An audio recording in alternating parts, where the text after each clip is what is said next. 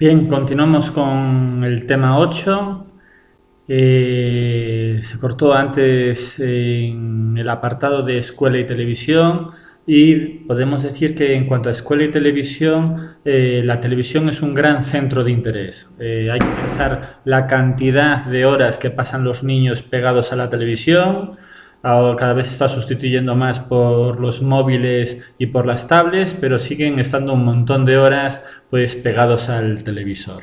Por tanto, si es un centro de interés, como todos los centros de interés, los buenos maestros y maestras los aprovechan pues para aprovechar esos contenidos educativos, qué programas son los más adecuados para formar y que tengan una relación directa como documentales en los contenidos curriculares que hay que dar según cada curso y también fomentar la capacidad crítica, que es fundamental, crear alumnos críticos. Pasamos al otro gran ámbito, el contexto vinculado a las tecnologías de la información y la comunicación. Seguimos televisión, TIC, más media. Pues las TICs cada vez se están implementando más y más en los centros educativos. Los maestros debemos de dominar cada vez más las tecnologías para su uso en cuanto a la formación. Se van a incorporar en las aulas, los contenidos digitales cada vez van en aumento, los libros de texto de las diferentes editoriales con las que estamos trabajando pues tienen cada vez más contenidos digitales para complementar o incluso ya para sustituir al libro impreso en papel. Hay experiencias aquí en Galicia, desde la propia Xunta, que fomentan pues, llevar pues, todo el material digital, sin libros de texto. En cuanto al impacto que van a tener las TICs, pues realmente se prevé que vayan a transformar las prácticas educativas, va a haber un gran impacto que va a tener en la educación. Por ahora este impacto es lento, poco a poco, pero cada vez va a tener un mayor papel en las prácticas educativas. Cada vez tenemos pues eso, diferentes escenarios, como son los entornos virtuales de aprendizaje, que nos rodean en estos momentos de confinamiento, que estamos todas las etapas educativas trabajando pues a través de entornos virtuales más o menos sofisticados, dependiendo de las características de las que vamos a hablar ahora del alumnado y etapas educativas. Y esas características tienen que ver, pues eso, cómo están configurados. Por un lado, tenemos los recursos educativos adecuados, esos recursos tecnológicos, todos nuestros alumnos tienen equipos, redes, sistemas de interconexión, un buen soporte o no. Por tanto, tendríamos que valorar si hay un buen soporte o no. Por otro lado, qué aplicaciones y herramientas informáticas vamos a utilizar. El profesor, los maestros y maestras tenéis que dominar una serie de herramientas básicas para poder trabajar esos entornos virtuales. Puedo garantizar ahora que hay miles y miles de maestros y maestras que se están poniendo las pilas para trabajar ahora mismo en este entorno virtual que estamos trabajando actualmente. Las características de las interacciones, cómo son las interacciones, son individuales, son grupales, se puede trabajar individualmente o por grupo en función de las diferentes plataformas con las que vamos a trabajar. Carácter de las interacciones, sincrónico o asincrónico, es decir, es en el mismo momento, por ejemplo, una videoconferencia, el profesor habla con sus alumnos y los alumnos le pueden preguntar en ese mismo momento, es decir, es en un tiempo determinado, o asincrónico, como puede ser este vídeo. Es decir, el profesor prepara un material para que el alumno lo vea cuando pueda, aunque esté previsto un tiempo. Si no le viene bien ese tiempo, lo puede ver pues más tarde o incluso al día siguiente. Y sobre todo lo más importante pues son las finalidades y objetivos educativos. Es decir, ¿qué pretendemos que los alumnos aprendan? Eso va a ser la clave.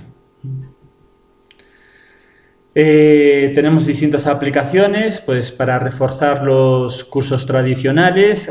Como comentaba antes, la mayoría de las editoriales pues, ahora lo utilizan como reforzamiento del libro y clase tradicional, es un complemento, algo más a mayores.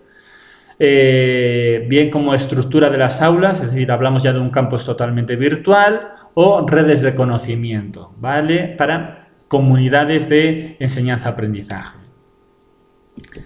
En cuanto a las TIC, como recursos psicológicos, realmente son instrumentos psicológicos potenciales, son utilizadas para planificar y regular la actividad de cada una de las acciones que vamos a desarrollar. Y también tienen una capacidad potencial para transformar las prácticas educativas. Probablemente en este año, en estos 2 próximos años, va a haber una gran transformación de las prácticas educativas a través de las tecnologías. En cuanto a la tipología TIC y mediadores, pues seguimos con ese triángulo de profesor, contenidos y alumnos, el triángulo de cómo se produce el aprendizaje, pero a través de estos recursos tecnológicos. El profesor enseña a sus alumnos, a través de tecnologías a estos alumnos. Ese proceso de enseñanza se hace a través de una preparación de los contenidos previos. El profesor ha estado elaborando a través de tecnología, pues vídeos, presentaciones, etcétera, distintos recursos tecnológicos para ver qué contenidos voy a explicar yo a mis alumnos. Esos contenidos van a tener acceso directo a sus alumnos. Entonces los alumnos acceden a esos contenidos, los preparan, ven esos vídeos, hacen las actividades y los alumnos podrán preguntarle al profesor vía, por ejemplo, correo electrónico, otros medios, foros, etcétera, dudas, y se hará el envío de esas actividades, ¿vale? Los entornos virtuales de aprendizaje pues generan y tienen en cuenta pues esos 3 aspectos. Cómo se hace una actividad conjunta entre alumnos, profesor y contenidos, y cómo se produce un feedback entre esas actividades o esa adquisición de contenidos, que es sin duda el aspecto más complejo. En cuanto a las orientaciones para la mejora de los entornos virtuales, pues sí que tenemos que tener una creación y gestión y entrega de secuencias de actividades. Por ejemplo, la que tenemos en esta misma materia a través de FITIC, pues una serie de carpetas que estén gestionadas, pues tema 1, tema 2, tema 3, que el alumno sepa qué contenidos le entran, cómo están ordenados y estructurados. Los dispositivos que permitan a los estudiantes identificar las características y variables relativas a la exigencia de las tareas propuestas, que hace referencia, pues por ejemplo, hay que hacer esta actividad, hay 7 días para desarrollarlas, se va a hacer sobre qué contenidos y que esté relacionado con un tema determinado, es decir, que esté bien gestionada las actividades que se le propongan a los alumnos para que hagan ese envío al profesor para ser evaluadas. También tenemos en cuenta una serie de funciones automáticas que proporcionan información tanto al profesor como a los estudiantes. Por ejemplo, pruebas tipo test, que son automáticas, el alumno pues, puede hacer ese cuestionario, haremos alguna prueba nosotros, hace un cuestionario y automáticamente le dan las respuestas correctas, incorrectas y qué puntuación tiene. Y también una estructura dinámica que permita pasar con rapidez y facilidad del trabajo individual al grupal. Se puede pedir actividades individuales, en los entornos virtuales es mucho más sencilla, o actividades grupales, que es generando grupos de trabajo en esos entornos virtuales para que los alumnos trabajen en conjunto desde la distancia.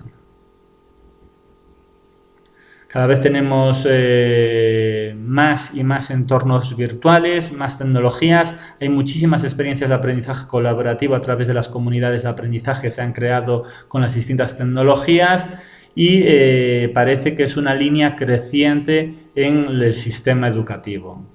Si bien es más fácil trabajar con los alumnos más mayores, hablo de la etapa de educación primaria en los últimos cursos que en los cursos iniciales, esto se está extendiendo poco a poco con prácticas puntuales en casi todos los cursos.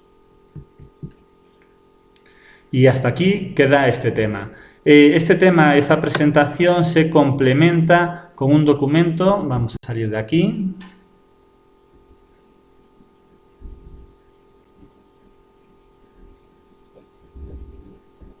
Va un poco lento. Está en este mismo capítulo. Capítulo 2. Las prácticas educativas familiares. Es una explicación un poco más detallada de esta presentación que acabamos de hacer. Y con esto finalizaríamos el tema.